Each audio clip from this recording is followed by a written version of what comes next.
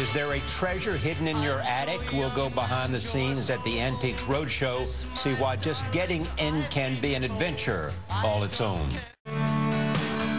Antiques Roadshow is heading into its 18th season on public television. The hit program just earned its 11th Emmy nomination with 8 million viewers a week. The series is as popular as ever. Jan Crawford got a look behind the scenes. Jan, good morning.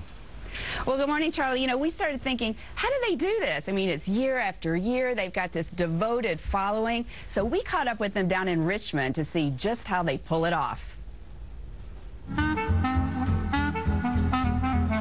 It's part of Antiques Roadshow's enduring appeal. Anyone could have a hidden treasure. Brought it home, and we were just the laughing stock of the family. But watching to see an old painting valued at 50 grand isn't the only reason millions of viewers tune in season after season. The show is part buyer beware. Well, the one nearest you is nice, but not terribly valuable.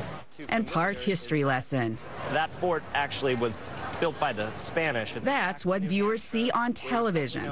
Behind the cameras, Antiques Roadshow is really a traveling roadshow. Every summer, the program goes cross-country, searching for items and stories to put on television. We caught up with the show in Richmond, Virginia. The work began with the tractor-trailer load of gear and a room 3 football fields long. 8 hours later, the set was in place. And these are original? Marcia Bemko is the show's executive producer. Everyone comes in here and meets with your appraisers. Yep. But you have these tables set up here in the center of the room. Yep. So who goes over here? The lucky ones. The lucky ones. The lucky ones are the people whose items end up on television. Bemko leads the team that makes that decision. Let's face it, we all love that reveal moment. No matter what you've learned in that appraisal, we're anxious for that price. One of her favorite reveals happened in El Paso, Texas. A man who had known Andy Warhol purchased from the artist one of his iconic prints for $125. A conservative estimate at auction would probably be about $15,000 to $20,000. No! Mom, did you hear that? We're going to Acapulco for the weekend.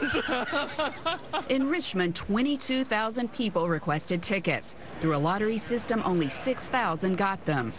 One of the lucky ones was a former college basketball referee with a ball given to him by University of North Carolina coaching legend Dean Smith. It was signed by every member of UNC's 1982 national championship team. You have Michael Jordan here. This was the seminal moment where the legend of Michael Jordan was born.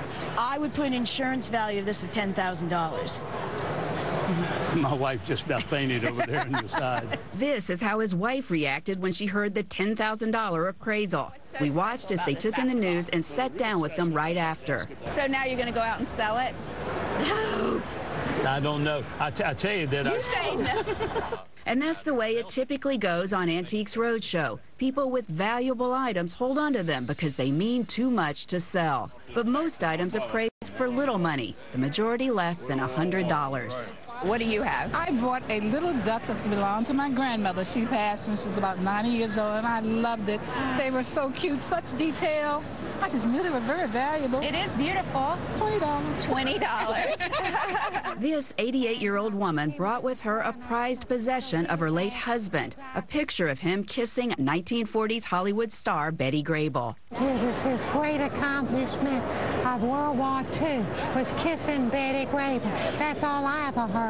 It's framed with a letter from the actress and an autographed picture. A story worth $1 million, even if the item appraised for much less. The appraiser said this letter was worth $300 and the photograph was worth $30. But what does it mean to you? A lifetime of happiness.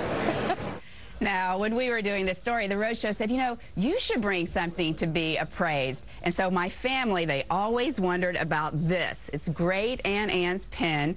And it turns out it's real. It was worth, they told me at auction, if I wanted to sell it, about $1,000. But like most people, Charlie, Nora, Gail, I am, of course, not going to think about selling it. My mama would not be very happy with me. So, Mom, if you're listening, I'm not selling the pen. Don't worry.